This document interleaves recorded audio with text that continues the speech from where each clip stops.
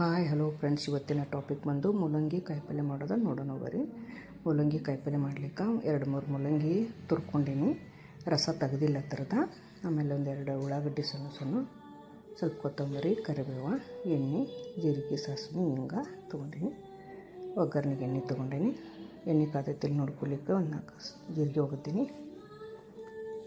ಕಡಕ್ಕೆ ಎಣ್ಣೆ ಕಾದಿರಬೇಕು, ಅದ್ರೊಳಗೆ ಹುರ್ಕೋಬೇಕು. ಅದನ್ನು ಸಾಸಿವೆ ಹಾಕ್ಕೊಂಡೀನಿ, ಜೀರಿಗೆ ಹಾಕ್ಕೊಂಡೀನಿ.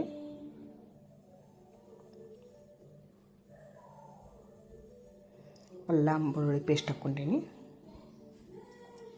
ಘಮ ಘಮ ಬರೋಂಗೆ ಹುರ್ಕೋಬೇಕು. ಹಸಿಮೆಣ್ಸಿನ್ಕಾಯಿ ಸ್ವಲ್ಪ ಮಟ್ಟ ಜಜ್ಕೊಂಡೀನಿ.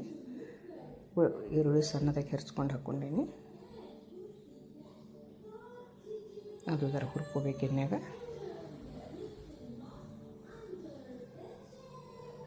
ಉಪ್ಪು ಹಾಕ್ಕೊಂಡೇನಿ ರುಚಿ ತಕ್ಕಂತೆ, ಹೆಚ್ಚು ಕಡಿಮೆ ಹಾಕ್ಕೋಬೋದು. ಕರಿಬೇವು ಹಾಕ್ಕೊಂಡೀನಿ. ಮೊದಲೇ ಹಾಕ್ಕೊಂಡ್ರೆ ಸಿಡಿತಿದ್ದು ಕರಿಬೇವು. ಹಿಂಗೆ ಹಾಕ್ಕೊಂಡೀನಿ.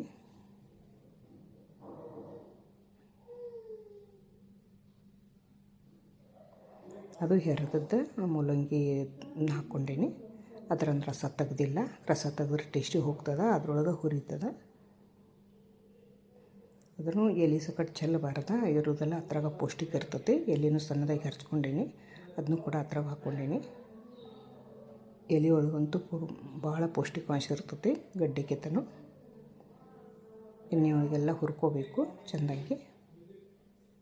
ಒಂದು ಸ್ವಲ್ಪ ಅರಿಶಿನ ಹಾಕ್ಕೊಂಡೀನಿ. ಇದಕ್ಕೆ ಒಣ ಖಾರ, ಮಸಾಲೆ ಖಾರ, ಕೆಂಪು ಖಾರ ಹಾಕ್ಕೊಂಡಿಲ್ಲ, ಹಸಿ ಖಾರ ಹಾಕ್ಕೊಂಡೀನಿ. ಇದು ತೊಗರಿ ಬೇಳೆನೂ ಹಾಕ್ಕೋಬೋದು, ಹೆಸರು ಬೇಳೆನೂ ಹಾಕ್ಕೋಬೋದು. ನಾನಿಲ್ಲಿ ಹೆಸರು ಬೇಳೆ ನೆನೆಸ್ಕೊಂಡು 1 ತಾಸು ನೆನೆಸ್ಕೊಂಡು ಹಾಕ್ಕೊಂಡೀನಿ.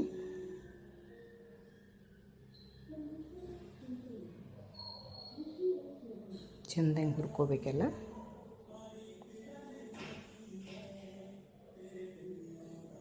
ಕೊತ್ತಂಬರಿ ಕಟ್ ಮಾಡಿ ಹಾಕ್ಕೊಂಡೀನಿ. ಇದಕ್ಕೆ ನೀರು ಒಟ್ಟು ಹಾಕಬಾರ್ದು, ಅದ ರಸದೊಳಗೆ ಕುದೀತೈತೆ. ಅದ ನೀರು ಹಾಕ್ಕೊಂಡ್ರೆ ಟೇಸ್ಟಿ ಹೋಗ್ತೈತಿ. ಅದು ಹವಿದ್ರಾಗನ 1-2 ನಿಮಿಷ ಸಣ್ಣ ಉರಿ ಮ್ಯಾಗಿಟ್ಟು ಬೇಯಿಸೋದು. ನೋಡ್ರಿ, ಎಲ್ಲ ಕುದ್ದಿತ್ತ, ಬೇಳೆನೂ ಕುದ್ದು, ಅದು ಕುದ್ದಿತ್ತ. ತಿನ್ಲಿಕ್ಕಂತೂ ಭಾಳ ರುಚಿ ಆಗ್ತದೆ ರೀ. ನೀವು ನೋಡಿರಿ, ಮಾಡಿರಿ. ಕಮೆಂಟ, ಲೈಕ, ಶೇರ, ಸಬ್ಸ್ಕ್ರೈಬ್ ಮಾಡ್ಕೊಳ್ಳಿ.